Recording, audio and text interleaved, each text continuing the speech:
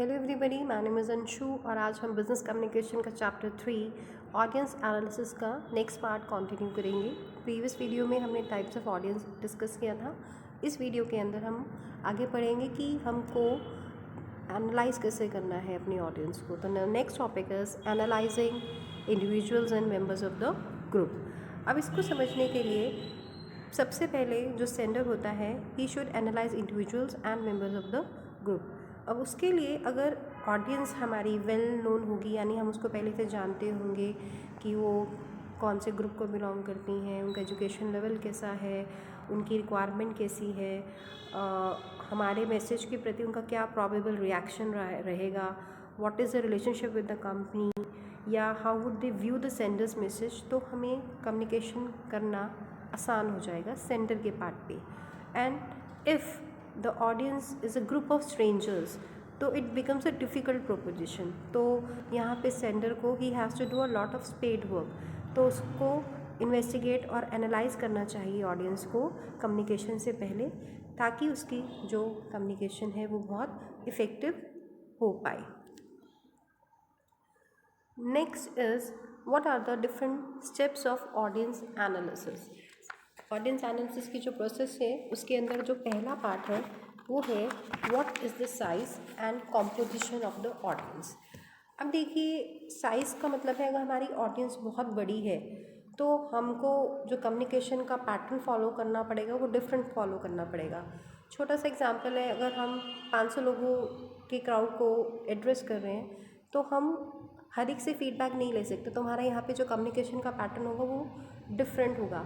लेकिन वहीं अगर हम 10 या 15 लोगों के ग्रुप को एड्रेस कर रहे हैं, वहाँ से हम फीडबैक ले सकते हैं, उनकी क्वेरीज को 1-to-1 हैंडल कर सकते हैं। तो separate communication are adopted for different type of group. उसके अलावा कंपोजिशन कैसे, कंपोजिशन का मतलब है कि क्या सभी जो ऑडियंस के अंदर लोग हैं उनमें कुछ कॉमन पॉइंट है। कॉमन पॉइंट मतलब क्या वो सेम एज ग्रुप के हैं, सेम जेंडर को बिलोंग करते हैं, उनका कल्चर बैकग्राउंड क्या सेम है, या उनकी लैंग्वेज में कोई सिमिलरिटी है या नहीं है। फॉर एग्ज़ाम्पल, अगर मैं ये जो वीडियो बना रही हूँ इसके अंदर सभी लोग अगर इंग्लिश और हिंदी दोनों जानते होंगे तो उनके लिए आसान है। सपोज़ हम ये वीडियो किसी ऐसे व्यक्ति को दिखाना चाहते हैं, सुनाना चाहते हैं जो कि अंग्रेज़ी हिंदी दोनों में is not well words, then हमें उसके अकॉर्डिंग अपनी जो लैंग्वेज है उसको चेंज करना पड़ेगा। तो हमको जो पहला स्टेप होता है उसके अंदर ऑडियंस को चेक करना कि उनका साइज़ कैसा है, कम्युनिकेशन कैसा है, उनकी डेमोग्राफिक कैसी है, उनकी साइकोग्राफिक करेक्टरिस्टिक्स कैसी हैं, उसी के अनुसार हमें अपनी कम्युनिकेशन का पैटर्न फॉलो करना चाहिए।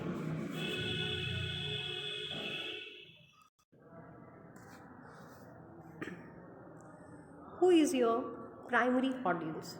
इससे पहले वीडियो मैंने डिस्कस किया था, प्राइमरी ऑडियंस वो ऑडियंस होती है जो डायरेक्टली आपके मैसेज को रिसीव करती है and they are the decision maker. तो जब हम प्राइमरी ऑडियंस की बात करते हैं तो हमें ऑडियंस को एनालाइज और उनके रिक्वायरमेंट का ध्यान बहुत ज़रूरी है, क्योंकि दे प्ले अ की रोल इन डिसाइडिंग। अब फॉर एग्ज़ाम्पल एक बिज़नेस ऑर्गेनाइजेशन है जहाँ पे डिफरेंट लोगों के डिफरेंट लोग आपका मैसेज रिसीव कर रहे हैं, तो एज ए सेंडर एक ड्यूटी बनती है कि हमें उन लोगों को ढूंढना है, उन लोगों को आइडेंटिफाई करना है जिनके पास पावर है डिसीजंस लेने की, और उनकी रिक्वायरमेंट को सेटिस्फाई करते हुए कम्युनिकेशन को फ्रेम करना है, अपने मैसेज को फ्रेम करना है। इसी पर हमारी कम्युनिकेशन की जो इफ़ेक्टिवनेस है वो डिपेंड करेगी। नेक्स्ट है what is the audience probable reaction. अब ऑडियंस का रिएक्शन कैसा होगा, इससे हमें पहले से हमारी एक्सपेक्टेशंस होती है कि कैसे ऑडियंस हमारी रिएक्ट करेगी। फॉर एग्ज़ाम्पल, अगर हम एक्सपेक्ट करते हैं कि एक हेल्दी रिस्पांस मिलेगा बहुत कम क्रिटिसिज्म के साथ, तो हम डायरेक्टली अपनी रिकमेंडेशंस और अपने कंक्लूजन्स फॉरवर्ड कर सकते हैं। लेकिन इसके विपरीत अगर हमें ये लग रहा है कि हमारी ऑडियंस हमें क्रिटिसाइज़ करेगी, तो हमको धीरे धीरे, हमें एकदम नहीं अपनी रिकमेंडेशंस और कंक्लूजन्स को कैरी फॉरवर्ड करना चाहिए, हमें धीरे धीरे ऑडियंस को कन्विंस करने की कोशिश करनी चाहिए और उसके बाद अपने रिकमेंडेशंस और कंक्लूजन्स कैरी फॉरवर्ड करनी चाहिए, तभी हमारी जो कम्युनिकेशन है वो सक्सेसफुल हो जाएगी। नेक्स्ट है हमारा what is the audience level of understanding. अब देखिए, जब हम कोई मैसेज कन्वे करते हैं तो हमको ऑडियंस की अंडरस्टैंडिंग का लेवल है वो भी समझ लेना चाहिए। अगर हमारी ऑडियंस हमें पता है कि वो ये क्वेश्चंस पूछ सकते हैं तो उन क्वेश्चंस के आंसर हमारे पास पहले से ही रेडी होने चाहिए। उनकी अंडरस्टैंडिंग के बेसिस पे ही हमारा जो कम्युनिकेशन का स्ट्रक्चर है वो डिज़ाइन होना चाहिए। अगर ऑडियंस बिलो एवरेज है तो हमको अपने कॉम्प्लेक्स मैसेजेस नहीं फ्रेम करने चाहिए, और वाइस वर्सा अगर आपको लगता है कि जो ऑडियंस है उनका अंडरस्टैंडिंग का लेवल हाई है, आप उनके साथ डिफ़िकल्ट जो जार्गन्स हैं या टेक्निकल लैंग्वेज का इस्तेमाल कर सकते हैं, तो then you should carry forward. But before framing a message आपको अपनी ऑडियंस का लेवल जानने की कोशिश करनी चाहिए।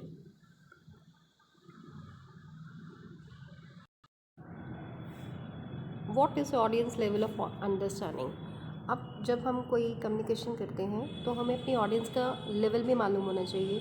फॉर एग्जांपल हमारी ऑडियंस एक एवरेज ग्रुप को बिलोंग करती है, तो हमारा जो मैसेज होगा, जो हमारा मैसेज का स्ट्रक्चर होगा, that should not be very complex. ये दूसरा एग्जांपल आप ले सकते हैं कि आपकी ऑडियंस को आपके प्रोडक्ट के बारे में बिल्कुल भी जानकारी नहीं है और आपको पहले से मालूम है अनेक प्रकार के क्वेश्चंस पूछेंगे आपसे, तो इन क्वेश्चंस का आंसर आपके पास पहले ही रेडी होना चाहिए। यानी बिफोर फ्रेमिंग एनी मैसेज आपको अपनी ऑडियंस का लेवल ऑफ अंडरस्टैंडिंग चेक कर लेना चाहिए, जान लेना चाहिए, और उसके अकॉर्डिंग अपने जो मैसेजेस हैं उनको फ्रेम करना चाहिए। Next is what is relationship with the audience. आपकी ऑडियंस के साथ कैसी रिलेशन है। रिलेशनशिप का मतलब है क्या आप उनको पहले से जानते हो। अगर आप उनको पहले से जानते हो तो वो आपके मैसेज को क्रेडिबिलिटी के ऊपर यानी उसकी विश्वसनीयता के ऊपर विश्वास करेंगे, एंड वाइस वर्सा। अगर आपकी ऑडियंस एक ग्रुप ऑफ स्ट्रेंजर्स हैं तो सबसे पहले आपको उनका कॉन्फिडेंस विन करना पड़ेगा, उनके अंदर विश्वास जगाना पड़ेगा, उसके बाद ही वो आपके मैसेज को पॉजिटिव वे में लेंगे। इसका एग्जांपल क्या हो सकता है। फॉर एग्जांपल अब आप एज अ स्टूडेंट हो और अगर आप मुझसे बात करते हो, suppose I am your teacher, तो आपका जो कम्युनिकेशन की स्ट्रैटेजी होगी वो डिफरेंट होगी। और अगर आप अपनी फ्रेंड के साथ अपने दूसरे जो फ्रेंड्स हैं उनके साथ बात करते तो आपकी कम्युनिकेशन की स्ट्रैटेजी डिफरेंट होगी। होता है ना कि बिजनेस में भी if you are working as a employee and you are talking to your boss, तो आपकी जो कम्युनिकेशन का पैटर्न होता है वो कम्प्लीटली डिफरेंट होता है as compare when you are talking to your colleague. तो वहाँ पे भी आपकी टोन, आपका प्रेजेंटेशन का स्टाइल, आपकी स्ट्रैटेजी सब चेंज हो जाती है। तो आप जब भी कम्युनिकेशन फ्रेम करते हो, जब भी आप मैसेजेस फ्रेम करते हो, तो आपकी क्या रिलेशनशिप है अपने ऑडियंस के साथ वो जानना भी बहुत इम्पॉर्टेंट होता है। Satisfying audience needs. जो ऑडियंस होती हैं उनकी अनेक प्रकार की ज़रूरतें हो सकती हैं। जनरली हम बात करें तो 3 प्रकार की उनकी ज़रूरतें होती है। इन्फॉर्मेशन हासिल करने के लिए, मोटिवेशनल नीड्स होती है उनकी, और प्रैक्टिकल नीड्स होती हैं। सबसे पहले हम बात करते हैं इन्फॉर्मेशनल नीड्स की। जैसे ये नाम ही सजेस्ट कर रहा है कि उनको किसी प्रकार की कोई जानकारी हासिल करनी है। तो पहला क्या हो सकता है, find out what the audience wants to know. अब क्या होता है कि मोस्ट ऑफ द केसेस के अंदर हमको यही नहीं मालूम होता है कि ऑडियंस जानना क्या चाहती है। तो हमको पहले बड़ा प्रिसाइज होना चाहिए कि ऑडियंस हमने जानना क्या चाहती है। स्पेशली जब बिजनेस कम्युनिकेशन की बात करते हैं तो people they communicate with each other for the purpose of obtaining some information that may be fruitful या useful for the organisation, for the work they do. अब उसके लिए हमारे को पहले से मालूम होना चाहिए कि ऑडियंस जानना क्या चाहती है। फॉर एग्ज़ाम्पल आप किसी कंप्यूटर सेंटर विज़िट करते हो और कोर्सेज़ के बारे में जानना चाहते हो, तो वहाँ पे क्या फ़ीस स्ट्रक्चर होगा, कितने टाइम पीरियड का कोर्स होगा, पेपर्स कब होंगे, उसके बाद क्या एम्प्लॉयमेंट अपॉर्चुनिटीज़ मिलेगी, ये सब बताना बहुत इम्पॉर्टेंट है। तो आपको पहले जानना है कि ऑडियंस आपसे क्या मांग रही है और उसके अकॉर्डिंग ही आपको वो जानकारी उनको देनी चाहिए। Find out what the audience wants to know. देखो, जब भी हम कोई भी बिज़नेस कम्युनिकेशन की बात करें तो हमको ये मालूम होना चाहिए कि हमारी ऑडियंस हमसे मांगना क्या चाहती है, किस प्रकार की जानकारी हमसे लेना चाहती है। क्योंकि एक ऑर्गेनाइजेशन में बहुत सारे डेटा, बहुत सारी इन्फॉर्मेशन अवेलेबल होती है, लेकिन सारी इन्फॉर्मेशन, सारा डेटा सभी लोगों के लिए उपयुक्त नहीं होता, तो हर एक की रिक्वायरमेंट अलग होती है। तो सबसे पहले आपको चेक करना है कि आपकी ऑडियंस आपसे जानना क्या चाहती है। छोटा सा एग्जाम्पल लेते हैं, आप किसी कंप्यूटर सेंटर जानते हो, तो आपकी क्या वहाँ पे क्वेरीज हो सकती हैं कि what are the courses available, उनका फ़ीस स्ट्रक्चर कैसा होगा, उनका टेन्योर कितने टाइम पीरियड के लिए वो कोर्सेज़ होंगे, इन कोर्सेज़ को करने के बाद कौन कौन से आपको एम्प्लॉयमेंट अपॉर्चुनिटीज़ मिलेंगी। तो व्हाट आई वांट टू से कि जब आप कोई जानकारी देते हो, कौन सी जानकारी किस ऑडियंस के लिए उपयुक्त रहेगी, कितनी बड़ी कितनी छोटी जानकारी उनके लिए उपयुक्त रहेगी, ये सब चीज़ें आपको पहले से जान लेना आवश्यक है। नेक्स्ट है एंटिसिपेटेड अनस्टेटेड क्वेश्चंस। अनस्टेटेड क्वेश्चंस का मतलब होता है कि आप ऑडियंस को जान लो कि ये क्वेश्चन वो पूछ सकते हैं और उनके आंसर्स आपको पहले से ही मालूम होने चाहिए।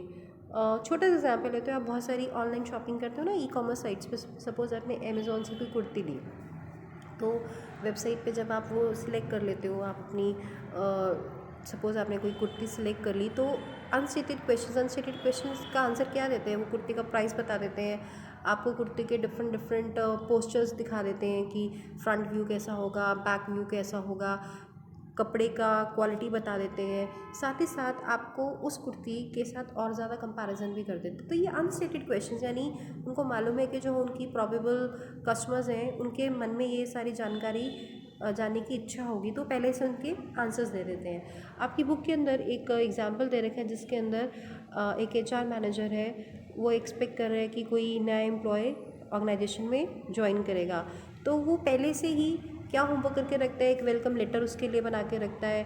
उसको पता है कि वो सिटी के अंदर नया है, तो उसको पूरी जानकारी देने की कोशिश करते हैं कि सिटी के अंदर क्या क्या प्रमुख प्लेसेस हैं देखने के लिए, शॉपिंग मॉल कहाँ पर हो सकता है, अगर उसके बच्चे हैं तो स्कूल्स कौन से बेटर रहेंगे उसके बच्चों के लिए, या और अन्य जानकारी की अगर उसको घर लेना तो which place would be better for them. तो आप पहले से ही जिस प्रकार आप अपने ऑडियंस को जान लोगे, तो उनके जो अनस्टेटेड क्वेश्चंस होंगे, यानी आप एंटिसिपेट कर लो कि इन क्वेश्चंस के आंसर्स आपके पास पहले से ही होने चाहिए। नेक्स्ट है provide all the required information.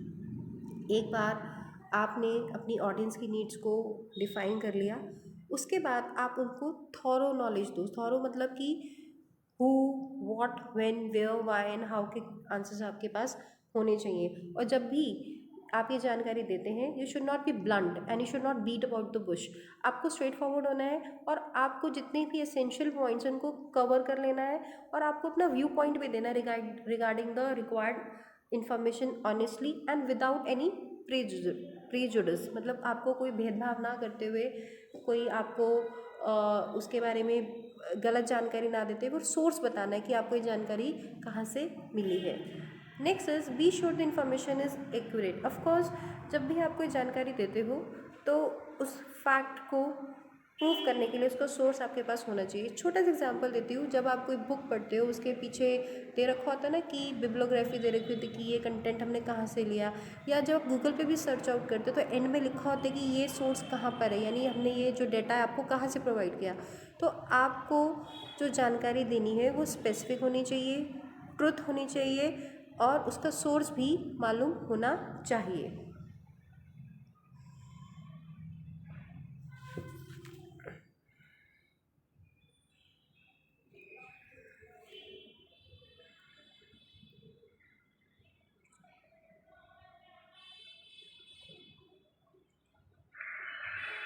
Satisfying audience needs, जो तो वहाँ पे क्या फीस स्ट्रक्चर होगा, कितने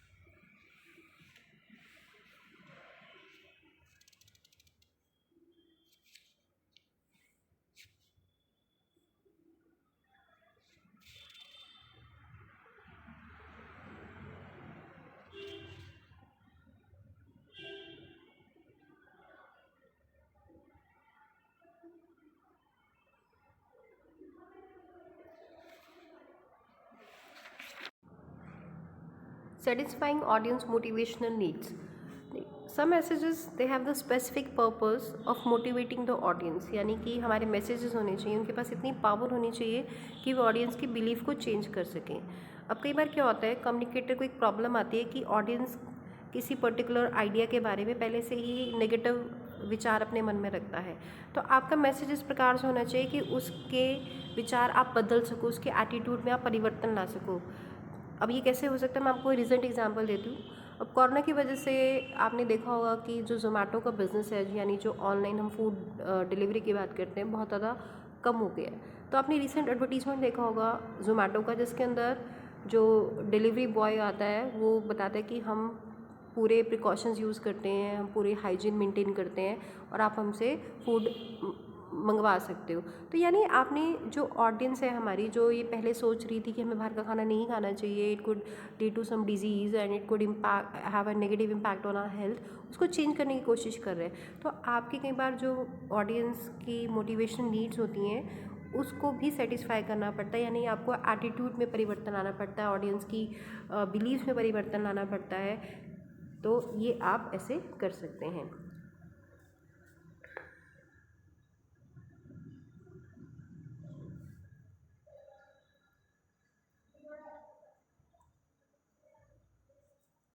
सेटिस्फाइंग ऑडियंस प्रैक्टिकल नीड्स. आपका जो मैसेज होना चाहिए बहुत ब्रीफ होना चाहिए और सिंपल होना चाहिए, so that it should cater to the audience practical needs. आप अपना मैसेज अगर ओरली डिलीवर करना चाहते हो तो you should express your thoughts clearly and logically. अगर आपका मैसेज रिटन है तो it should not be very long. आपने देखा होगा कि लंबे लंबे मैसेज जनरली पीपल अवॉइड करते हैं. इसके साथ साथ you should also use important points in list format so that they are easily understood by your audience. जो कम इम्पॉर्टेंट पॉइंट्स हैं या ऐसी जानकारी जो बहुत ज़्यादा इम्पॉर्टेंट नहीं है, उनको एक सेपरेट इंक्लोजर्स में डाल देना चाहिए. If the sender is aware of the practical utility of his message, he will be able to satisfy the audience practical needs without any problem. तो इसी के साथ जब भी आप कोई भी मैसेज फ्रेम करते हो तो या कोई भी आप जानकारी किसी को देना चाहते हो तो ऑडियंस आपसे क्या जानना चाहता है, उसकी क्या ज़रूरत है, उसका ध्यान में रखते हुए ही आपको मैसेज फ्रेम करना चाहिए.